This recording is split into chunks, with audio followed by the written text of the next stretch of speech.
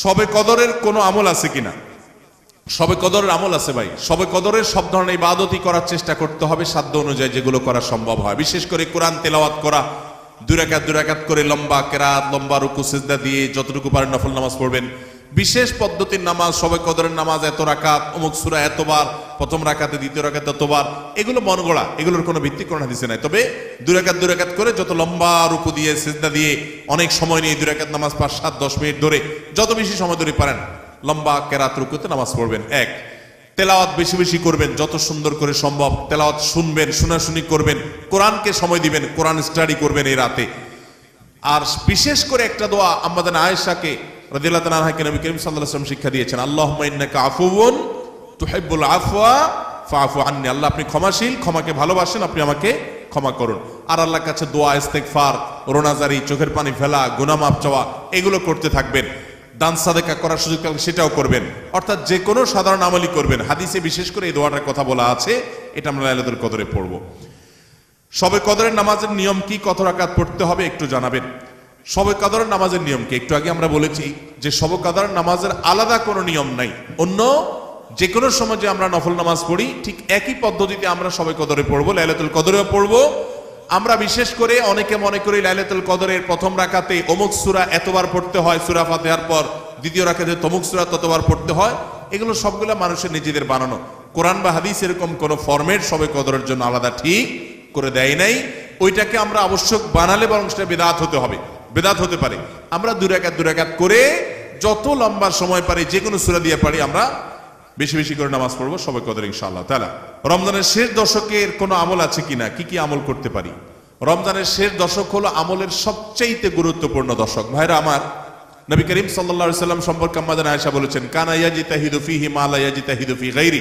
রমজানের শেষ 10 দিনে আসলে নবী সাল্লাল্লাহু আলাইহি সাল্লাম ইবাদতের জন্য এত চেষ্টা করতেন, এত মেহনত করতেন, এত সাধনা করতেন, তার জীবনে অন্য কোন সময় ইবাদতের জন্য এত সাধনা করতেন না, শেষ 10 দিন ইবাদতের জন্য যেরকম সাধনা করতেন। এবং আম্মাজান আয়েশা বর্ণিত হাদিসে আরো বলেছেন তিনি, নবী করিম সাল্লাল্লাহু আলাইহি সাল্লাম কানা ইদা দাখালাল আশার, রমজানের শেষ 10 দিন যখন শুরু হতো, আহিয়া লাইলা, সারা রাত আর ঘুমাতেন না, শেষ দশক কখনো ঘুমাতেন না। ওয়া আইকাযা আহলা, পরিবারের লোকদেরকে ঘুম থেকে ডেকে তুলতেন। ওয়া সাদ্দামে ইজারা, কোমর বেঁধে নিতেন। এবং ইবাদতের জন্য সবচেয়ে বেশি মেহনত মুজাহাদা তিনি করতেন। ভাইরা আমার, রমজানের শেষ দশক হলো ইবাদতের সবচেয়ে গুরুত্বপূর্ণ সময়। আমাদের বেশিরভাগ মানুষ ঈদের কেনাকাটায় আমরা ব্যস্ত হয়ে পড়ে, শহরের মানুষ গ্রামে যাওয়া ব্যস্ত হয়ে পড়ে, গ্রামের মানুষ শহরের মানুষকে ওয়েলকাম করার জন্য ব্যস্ত হয়ে পড়ে। আমাদের শেষ দশকের ইবাদত হয় না। শেষ দশক ইবাদত করার চেষ্টা করবো তো ইনশাআল্লাহ। শেষ দশকের প্রধান ইবাদত হলো এতেকাফ। শেষ দশকের প্রধান ইবাদত কি? এতেকাফ। এতেকাফ করার চেষ্টা করবেন। আমরা শেষের দিকে সেই এতেকাফের কথা বলি, তখন আপনারা এটার ফজিলত বুঝেন না। নবী করিম সাল্লাল্লাহু আলাইহি সাল্লাম রমজান রোজা 3য় হিজরিতে ফরজ হয়েছে, তার ওয়াফাত পর্যন্ত কোন বছর শেষ দশকের এতেকাফ ছাড়েন নাই, মসজিদে এতেকাফ করছেন। যুবকরা এতেকাফ করবেন তো ইনশাআল্লাহ। 3টা ইবাদতের স্বাদ নগদ পাওয়া যায়, আমি কোরআন হাদিসের আলোকে আমার অভিজ্ঞতার মিশেলে আমি জানাচ্ছি। এর মধ্যে একটা হলো লম্বা সময় নিয়ে যদি সেজদা দিতে পারেন, বিশেষ করে তাহাজ্জুদে, তো দেখবেন এটার স্বাদ আপনি অনুভব করবেন। আর দ্বিতীয়টা হলো এতেকাফ। এতেকাফ রমজানের শেষ দশক যদি মসজিদে বসে যেতে পারেন, গাঠি বুসকা নিয়ে কিচ্ছু করতে পারেন না, শুধু বসে গেছেন মসজিদে 10টা দিন, আপনার ফিল হবে যে আপনি আল্লাহ তাআলার চৌকাঠে এসে পড়েছেন। এতেকাফের মজা যারা একবার পায় তাদেরকে এটা থেকে দূরে সরা রাখা যায় না। আর 3 নম্বর হলো আরাফাতের ময়দানের দোয়া। এটাতে যে স্বাদ, এই 3টা স্বাদ যে পাইছে, সেই স্বাদগুলো কখনো আর ছাড়তে চায় না। আল্লাহ আমাদের সবাইকে এতেকাফ করার তৌফিক নসিব করুন। রমজানের শেষ দশকে এতেকাফ করবেন, বেজর রাতগুলোতে বেশি বেশি ইবাদত করবেন, অন্য রাতগুলোতে ইবাদত বন্দি বেশি বেশি করবেন, কোরআন তেলাওয়াত বেশি বেশি করবেন, কারণ এই দশকে লাইলাতুল কদরে কোরআন নাজিল হয়েছে। আর নফল নামাজ, অন্যান্য দান সাদেকাও বেশি বেশি করে করবেন। রমাদান মাসে আল্লাহর নৈকট্য লাভের জন্য যে সুযোগটা তৈরি হয়, এটা বছরের অন্য কোনো মাসে হয় না। সেটা কিভাবে? একে তো রমাদান মাসের প্রধান ইবাদত হলো সিয়াম বা রোজা, যেটাকে আমরা রোজা বলি। এই রোজা বা সিয়াম বা সাওম, এই ইবাদতটা আল্লাহর সঙ্গে বান্দার নৈকট্য লাভের সবচেয়ে বড় সোপান এবং সিঁড়িগুলোর একটা। কারণ আল্লাহ তাআলা হাদিসে কুদসিতে বলেছেন, আস-সাওমু লি ওয়া আনা আজজি বিহি, রোজা এটা আমার জন্য বান্দা রাখে আর এটা বিনিময়ে আমি নিজে দিব। এটা আল্লাহর সাথে বান্দার খুব গভীর সম্পর্কের একটা মাধ্যম। এই জন্য রোজা রেখে আপনি কোনো হারাম কাজ যদি না করেন, ঝগড়াঝাটি না করেন, মিথ্যা প্রতারণা না করেন, সকল গুনাহ থেকে বাঁচার চেষ্টা করেন, এটা আল্লাহর নৈকট্য লাভের সবচেয়ে বড় মাধ্যম হবে। দ্বিতীয় উপায় হলো, আমরা রমজান মাসে সাহরি খাওয়ার জন্য ভোর রাতে সবাই উঠি, ঠিক না ঠিক?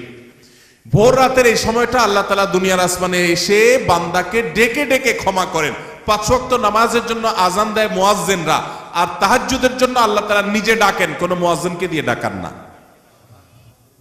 আল্লাহ রাব্বুল আলামিন দুনিয়া আসমানে এসে বান্দাকে ডেকে ডেকে বলেন, আলা মিন মুবতালান ফাউআফি আলা, আলা মিন মুস্তাগফিরিন ফাগফির আলা, তোমাদের মধ্যে কেউ ক্ষমা প্রার্থনাকারী আছে যাকে আমি ক্ষমা করব? কোন বিপদগ্রস্ত আছে যাকে বিপদ আমি দূর করব? আল্লাহ ডেকে ডেকে এগুলো দেন। আল্লাহ নিজে ডাকেন তাহাজ্জুদের জন্য। সেটা আমরা 12 মাস পড়ার সুযোগ পাই না, কিন্তু রমজান মাসে পাই। 11 মাস পাই না, রমজান মাসে পাই। সাহরি খেতে উঠেন, ওই টাইমটাতে আল্লাহর সবচেয়ে কাছাকাছি যাওয়ার সুযোগ হয়। সেজদায় লুটায় পড়েন, সেজদা হলো আল্লাহর আরো কাছে যাওয়ার মাধ্যম। আকরাবু মা ইয়াকুনুল আবদু মির রাব্বিহি ওয়া হুয়া সাজিদ, বান্দা আল্লাহর সবচেয়ে কাছে যেতে পারে সেজদায়, ভোর রাতে, রমজানে। সবগুলো উপলক্ষে একসাথে হয়েছে। এই জন্য ভোর রাতে সাহরি খেতে উঠলে আল্লাহর ওয়াস্তে আমি অনুরোধ করি আপনাদেরকে যে ভাইরা, এই টাইমে সাহরি খেতে উঠলে সাহরি খাওয়ার আগে পরে 10টা মিনিট অন্তত টাইম বাইর করেন, লাইটটা বন্ধ করে দিয়ে আলো আধারিতে সেজদায় পড়ে যান, 2 রাকাত নামাজ পড়েন, একটু দোয়া করেন। শুধু সাহরি খেলেন আর চলে গেলেন মসজিদে না, এই টাইমটাতে একটু দোয়া করেন। আল্লাহ নৈকট্য লাভের দারুণ সুযোগ। চেষ্টা করবো তো ইনশাআল্লাহ। ঈদ উল ফিতরের রাতেও দিনের কোনো আমল আছে কিনা? ঈদ উল ফিতর এর সুন্নাহ আছে অনেকগুলো। কি কি সুন্নাহ আছে ঈদ উল ফিতরের? ঈদের চাঁদ ওঠার পর থেকে প্রথম আমল হলো ফিতরা দেওয়া।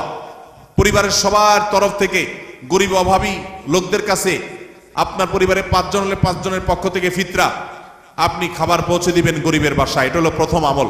দ্বিতীয় হলো, ঈদের চাঁদ দেখা গেছে, তাকবীর শুরু করবেন, আল্লাহু আকবার, আল্লাহু আকবার, লা ইলাহা ইল্লাল্লাহ, আল্লাহু আকবার, আল্লাহু আকবার ওয়ালিল্লাহিল হামদ। বেশি বেশি করে পড়তে থাকবেন এটা। পুরুষ হোক নারী হোক সবাই, পুরুষ একটু জোরে জোরে, মহিলা একটু আস্তে আস্তে। অবশ্য ওইটা ঈদগাহে আসার সময় জোরে জোরে পড়বেন, এক ঈদে জোরে এক ঈদে আস্তে, কিন্তু এমনি স্বাভাবিক অবস্থায় সাধারণ গতিতে পড়বেন, নারী পুরুষ সবাই যার যার মতো করে তাকবীর। এবং বিশেষ করে এই তাকবীর এটা জিলহজের প্রথম দশকে পুরো দশক ধরেই পড়তে হয়। যাই হোক, এই ঈদের চাঁদ ওঠার পর থেকে ঈদের নামাজ পড়তে তাকবীর আমরা শেষ করে পড়তে থাকবো। তৃতীয়ত হলো মেসওয়াক করবেন। 4 নম্বর হলো গোসল করবেন ঈদের দিন উপলক্ষে। 5 নম্বর হলো সুন্দর পোশাক পরবেন, যা আছে এর মধ্যে সুন্দর, নতুন হওয়া জরুরি না। 6 নম্বর হলো সুগন্ধি ব্যবহার করবেন। 7 নম্বর হলো আপনার খেজুর খেয়ে তারপরে ঈদগাহে আসবেন, খেজুর খেয়ে মিষ্টি মুখ করে ঈদ উল ফিতর ঈদগাহে আসবেন। এরপরে সুন্নাত হলো যে রাস্তায় ঈদগাহে যাবেন আরেক রাস্তায় ঈদগাহ থেকে ফেরত যাবেন। এগুলো হলো ঈদের সুন্নাহ। রমজানে নারীদের প্রচুর ব্যস্ততা থাকতে হয়, তাই নারীদের জন্য অধিক ফজিলতপূর্ণ কোনো আমল আছে কিনা? আমাদের মা বোনরা রমজানে অনেক বেশি ব্যস্ত হয়ে পড়েন। মা বোনরা রমজানে বেশি ব্যস্ত হয়ে পড়েন, সেই জন্য তাদের ব্যস্ততা কমিয়ে আমল এবং ইবাদতের সুযোগ করে দেওয়ার দায়িত্ব আমাদের পুরুষদের। রমজান আসছে, সিয়াম বিরত থাকার জন্য পানাহার দিনের বেলা আল্লাহ তাআলা নিষেধ করে দিয়েছেন।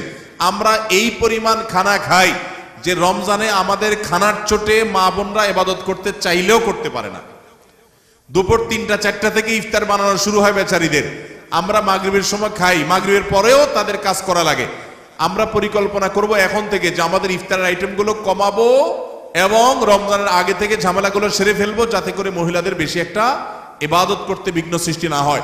পুরুষরা সহযোগিতা করব যাতে করে তারা ইবাদত করতে পারেন। তবে তারা যে চেষ্টা করছেন রোজাদারের জন্য, সেটাও তাদের ইবাদতের সওয়াব এনে দিবে। সেই সাথে কাজের ফাঁকেও তারা জিকির আজকার, দোয়া দুরূদ করতে পারেন, মাসিক অবস্থায় ইসলামিক বই পড়তে পারেন, জিকির করতে পারেন, দোয়া করতে পারেন। এভাবে তারাও রমজান মাসটাকে ফলপ্রসূ করতে পারেন। আল্লাহ তাআলা তাদেরকেও সওয়াব দিবেন ইনশাআল্লাহ। يا نفس إن لم تظفري لا تجزعي